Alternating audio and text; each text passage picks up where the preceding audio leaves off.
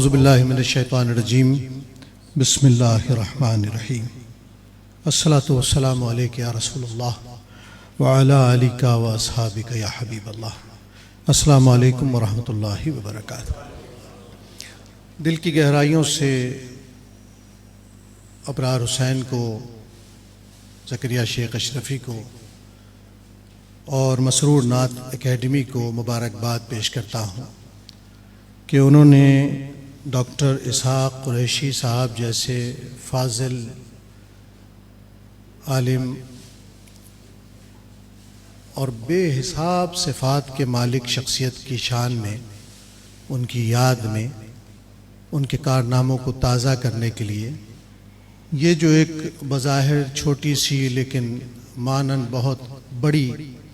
محفل منعقد کر دی ہے، یہ ان کی اب تک منعقد کردہ محافل میں سب سے زیادہ قیمتی ہے، اس لیے کہ اس میں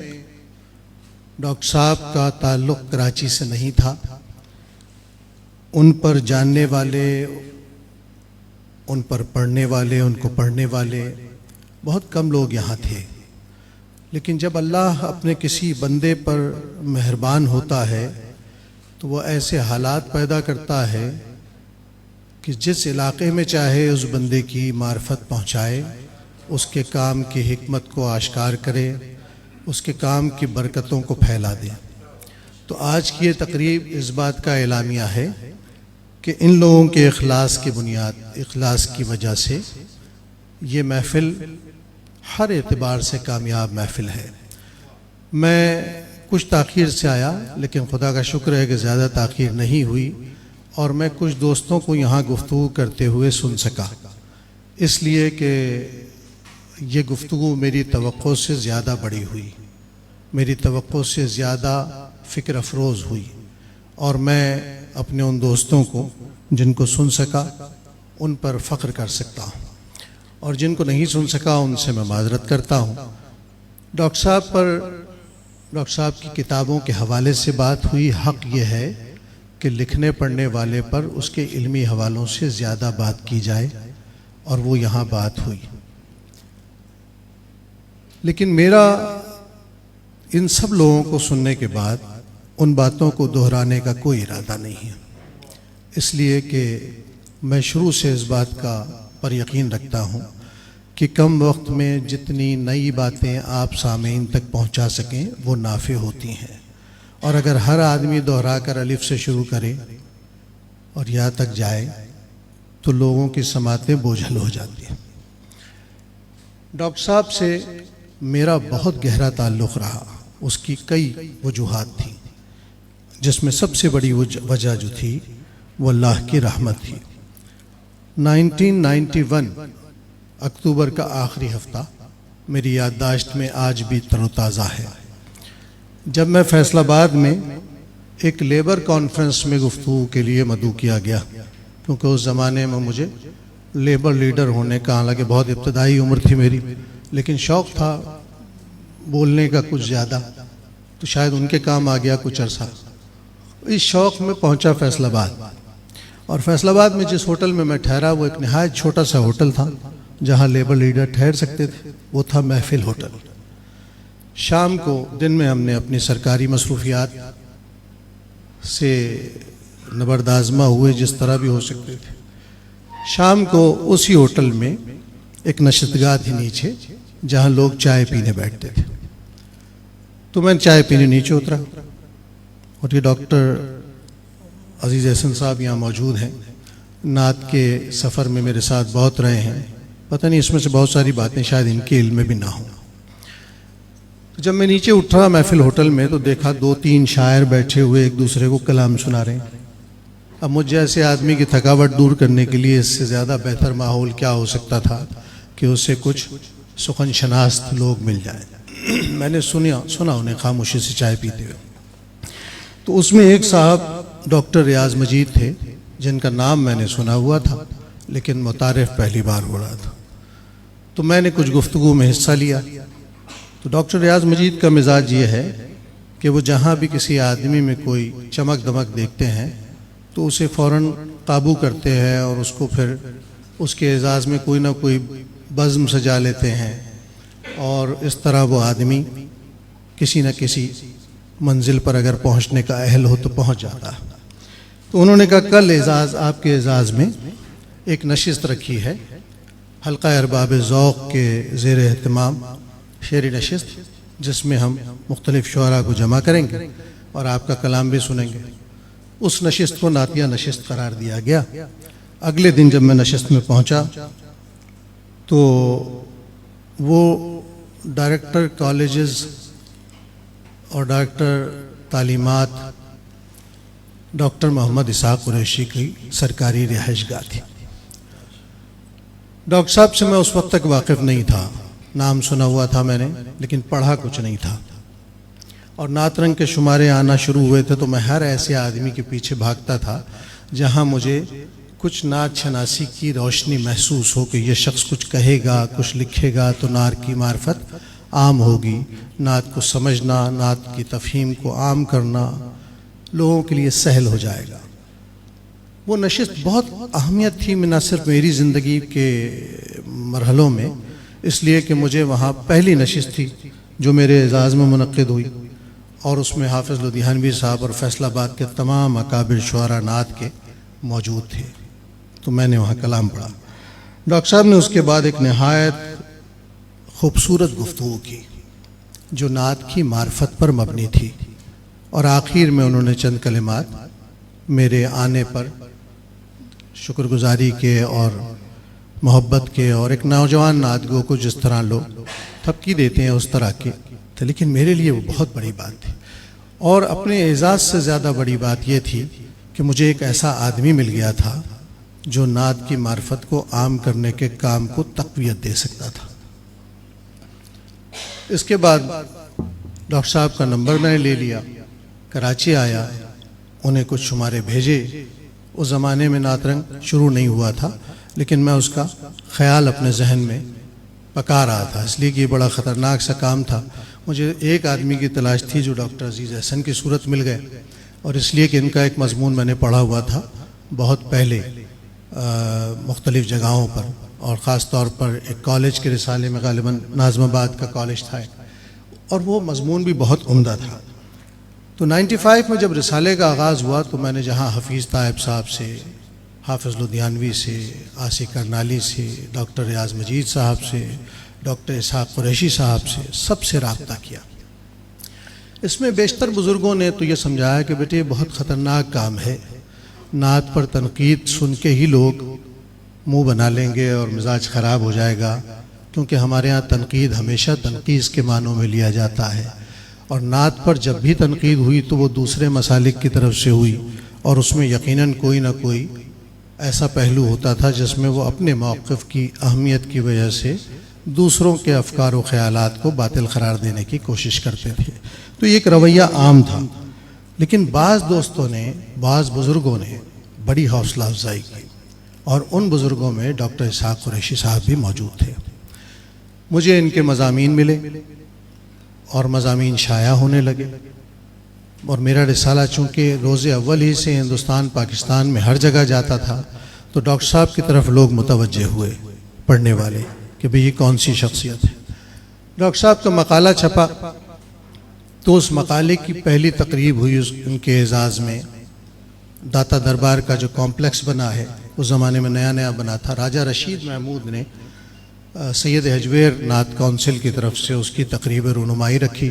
اس میں ڈاکٹر خورشید رضوی اور میں خاص طور پہ اس کتاب پر گفتگو کے حوالے سے گئے، کیونکہ میں عربی سے واقف نہیں ہوں، زیادہ میری تعلیم عربی میں نہیں ہے، لیکن مقالہ بہرحال نعت کا تھا، تو میں نے جو اس کا اردو حصہ تھا بہت ٹھہر کر سمجھ کر کئی بار پڑھا، اور میں اس بات پر بہت خوش تھا کہ جو اس کتاب کا مقدمہ ہے جس میں مدح رسول کی تعریف کی گئی ہے وہ میری نظر سے پہلی بار گزری تھی۔ سب سے زیادہ اہم پورشن مقالے کا وہی تھا، اس لیے کہ وہ مدح نبی کریم صلی اللہ علیہ وسلم کی معرفت کو آشکار کرتا تھا۔ اس کے بعد ظاہر تحقیقی حوالے تھے، اور ہمارے کامران قریشی نے بڑے لطیف اشارے کیے کہ اچھی بات وہی ہوتی ہے جو کڑوی ہو لیکن کڑوی نہ لگے، نقد کے لیے اور نعتیہ نقد کے لیے یہ ضروری ہے کہ ہم بات بھی کر دیں اور بات اس نرمی سے پہنچے کہ سمجھنے والا سمجھ جائے، اور جسے نہیں سمجھنا وہ آپ کڑوی بھی کریں گے تو نہیں سمجھے گا۔ تو یہ بہت ہی پیچیدہ کام ہے۔ ہمارے ناقدوں کے مختلف رویے ہیں اور وہ بھی اپنی جگہ ٹھیک ہیں، اس لیے کہ بعض جگہ بلند آہنگی ہی کی ضرورت ہوتی ہے، بعض مسائل اتنے بڑے ہوتے ہیں کہ اس پر بہت واضح انداز میں بات کرنا ضروری ہوتا ہے۔ تو ڈاکٹر صاحب سے اسی تقریب میں نے یہ مخاطب کر کے عرض کی کہ ڈاکٹر صاحب آپ کی کتاب نعتیہ ادب کی ترویج کے لیے، اس کے پھیلاؤ کے لیے بہت بڑی نعمت کی صورت سامنے آئی ہے، لیکن یہ اردو والے اس کو پورا نہیں سمجھ سکتے اور عربی والے بھی پورا نہیں سمجھ سکتے، کیونکہ مقالے کا بڑا حصہ اس میں اردو میں ہے، اور جو عربی عبارتیں اور عربی کلام آپ نے دیا ہے اس کا ترجمہ اس میں شامل نہیں ہے۔ تو ڈاکٹر صاحب نے تقریب کے ختم ہونے کے بعد مجھ سے کہا کہ جب کتاب چھپ گئی تو مجھے احساس ہوا کہ اس کو ترجمے کو اس میں شامل ہونا چاہیے تھا، اگر کہیں دوسری اشاعت اس کی ہوگی تو وہ یقیناً ہم اس میں اس ترجمے کا اضافہ کر کے لوگوں کے لیے سہل کر دیں گے۔ مجھے ڈاکٹر صاحب کے ساتھ بہت ساری محافل میں شرکت کا موقع ملا، خود وہ اپنے والد بزرگوار کے برسی کے موقع پر ایک محفل کرتے تھے اس مسجد میں، جس مسجد میں ان کے والد خطابت کرتے رہے اور جمعہ پڑھاتے رہے، اور بعد میں ڈاکٹر صاحب نے وہاں تعمر جمعہ پڑھایا اور خطابت کرتے رہے۔ ڈاکٹر صاحب اس مسجد میں درس قرآن اور درس حدیث کا اہتمام کرتے تھے، اور اس کی ریکارڈنگ مسلسل محفوظ ہوتی جا رہی تھی۔ امید ہے کہ وہ بھی کہیں نہ کہیں ان کے بچوں نے محفوظ کی ہوگی۔ تو اس محفل میں ہمیشہ ایک بڑا مقرر آتا تھا کوئی نہ کوئی، اور کوئی نمائندہ نعت خواں ڈاکٹر صاحب ذوق کے اپنے مطابق بلاتے تھے۔ تو پہلی محفل میں جب میری حاضری ہوئی تو نیریاں شریف کے پیر صاحب پیر علاؤ الدین صدیقی صاحب دامت برکاتہم عالیہ وہ تشریف لائے تھے۔ ڈاکٹر صاحب نے ہم دونوں کا جس طرح تعارف کرایا، اس سے احساس ہوتا تھا کہ ایک بڑا آدمی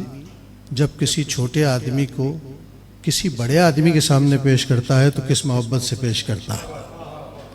یہ جو بڑے لوگ ہوتے ہیں نا، ان کی پہچان ان کے علم فضل ان کے کام سے تو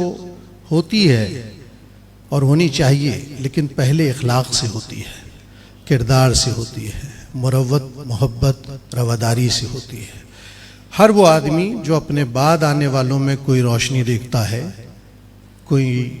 تجلی دیکھتا ہے، صلاحیت دیکھتا ہے، تو کوشش کرتا ہے کہ اسے اپنے سے بڑوں کے سامنے اعتبار سے پیش کرے، اعتماد سے پیش کرے، تاکہ وہ حوصلہ پکڑے اور کچھ کام کر سکے۔ تو ڈاکٹر صاحب نے بھی کچھ ایسا ہی میرے ساتھ کیا، اور اس کا فائدہ پھر مجھے زندگی بھر یہ ہوا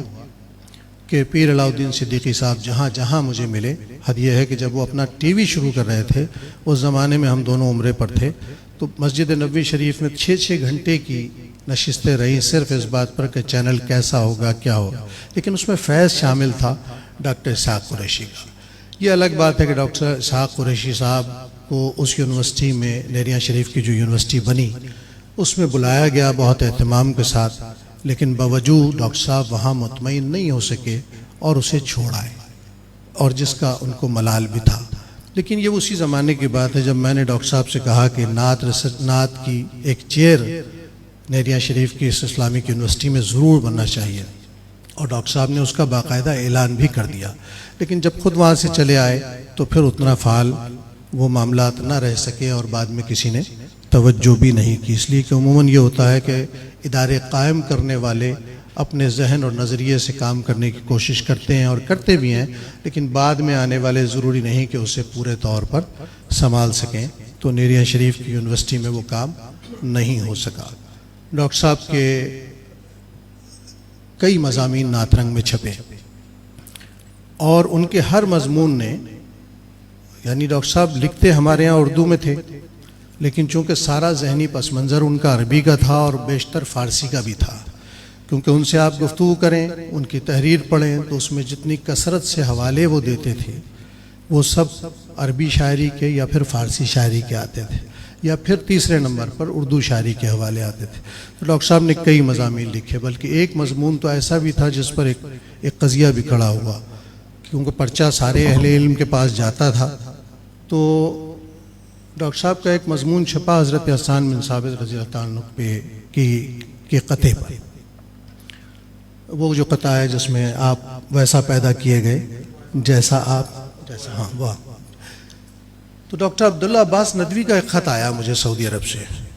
اور انہوں نے بہت سخت خط لکھا اور مجھے لکھا کہ ڈاکٹر اسحاق قریشی صاحب کا میں نے یہ مضمون پڑھا ہے اور اس کا انتساب نہایت غلط ہے، یعنی یہ ان کا قطع ہی نہیں ہے. اور مجھے ان کے لکھنے پر اتنی تکلیف نہیں ہوئی جتنا آپ جیسے آدمی کے شائع کرنے پر ہوئی کہ آپ ساری زندگی چیزوں کو دیکھتے رہے. کم از کم اتنی اب مفہوم یہ تھا کہ اتنی سمجھ آپ کو ہونی چاہیے تھی کہ نہیں چاہتے. اور ڈاکٹر عبداللہ عباس ندوی خود عربی کے ایک بہت بڑے فاضل عالم تھے. انہوں نے کہا یہ ہمارے ہاں درسیات کی بعض کتابوں میں درج ہو گیا ہے لیکن یہ حضرت حسان بن ثابت کے دیوان میں نہیں ہے. اب میں بڑا پریشان ہوا اس بات سے. میں ڈاکٹر صاحب کو لکھا، اس زمانے میں خط و کتابت ہی ہوتی تھی، تو ڈاکٹر صاحب نے اس پر ایک پورا مفصل مضمون لکھا، قطع ذو قافیتین اور اس کا انتساب، اور اس میں یہ ثابت کیا کہ یہ قطع حضرت حسان بن ثابت کا ہے اور یہ ان کے کلام میں شامل ہے. لیکن اس زمانے میں ڈاکٹر عبداللہ عباس ندوی کا انتقال ہو گیا. لیکن بہرحال ڈاکٹر صاحب اس طرح کے آدمی تھے تحقیق کے، اور انہوں نے کہیں بھی یہ غصے کا اظہار نہیں کیا کہ آپ نے اس پر کیوں تنقید کی یا کیوں مجھے ہدف بنایا کہ یہ غلط انتساب تھا. نہایت شائستگی سے، نہایت استدلال کے ساتھ انہوں نے اپنی بات کو واضح کیا، اور اتنا واضح کیا کہ میں سمجھتا ہوں کہ ڈاکٹر عبداللہ عباس ندوی حیات ہوتے تو یقیناً ان کے ساتھ بہت خوش ہوتے. اس لیے کہ بہرحال جب کوئی تحقیقی اعتبار سے، علمی اعتبار سے ہم کسی مغالطے کا شکار ہوں اور وہ مغالطہ کوئی دور کر دے تو وہ ہم پر احسان کرتا ہے. یہ لڑائی نہیں ہے، علمی محاذ پر لڑائی نہیں ہوتی وہاں جہاں لوگ ایک دوسرے کو سنتے ہوں. اصل لڑائی کی وجہ ہمارے ہاں علمی محاذوں پر اس لیے ہے کہ ہم اپنی بات سنا کر دوسرے کی سنتے ہی نہیں، کان بند کر لیتے. اور اس بات کا ہمارے دونوں مذہبی پس منظر رکھنے والے نقاد خاص طور پہ اس کا ادراک رکھتے ہوں گے. تو بہت ساری باتیں ڈاکٹر صاحب کے ساتھ کرنے والی ہیں. ظاہر ہے ہم سیرت کانفرنس میں بھی رہے، اسلام آباد کی 1994 سیرت کانفرنس. اسلام آباد کے ہوٹل سے گاڑی اب سیرت کانفرنس کی طرف جا رہی ہے. ڈاکٹر صاحب برابر میں بیٹھے ہیں، میں برابر میں بیٹھا ہوں، میرے برابر ایک نہایت صحت مند آدمی بیٹھا ہوا ہے.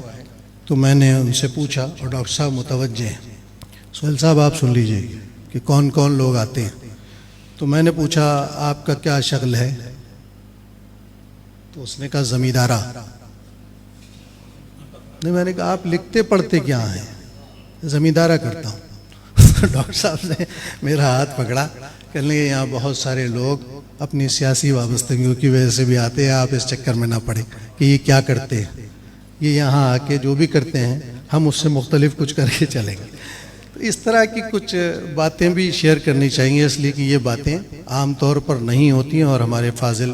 نوجوان دوستوں نے جو مقالے پڑھے ہیں اس کی مجھے بےحد خوشی ہے. میں اس محفل کو نہایت بابرکت محفل سمجھتا ہوں، اور یہاں جو گفتگو ہوئی ہے اس کو بہت اہمیت دیتا ہوں. اللہ رب العزت آپ کے اس پروگرام کو اپنی بارگاہ میں قبول و منظور فرمائے، اور ایسے لاتعداد پروگرام ابرار صاحب آپ کو کرنے کی توفیق عطا فرمائے. آپ کا کمال یہ ہے کہ آپ بہت خوبصورتی سے دلجوئی کرتے ہیں، اور یہ نعت دلجوئی کی چیز ہے. نعت کے دامن میں جو آ جاتا ہے اللہ بھی اس کی دلجوئی کرتا ہے، فرشتے بھی اس کی دلجوئی کرتے ہیں، اور انسان بھی اس کی دلجوئی کرتے ہیں. یہ محبت ہی محبت ہے. آپ جس کام پر لگے ہوئے ہیں اس کو جاری و ساری رکھیں. اس میں کبھی کبھی ایسے علمی حوالے رکھنے والے اکابرین کو بھی شامل کریں، اور باقی جو لوگ نعت سے جڑے ہوئے ہیں ان کی خدمت بھی کرتے رہیں. میں بہت شکر گزار ہوں، اور میں متمنی ہوں ڈاکٹروں کے ڈاکٹر عزیز احسن صاحب کو سننے. آئیے.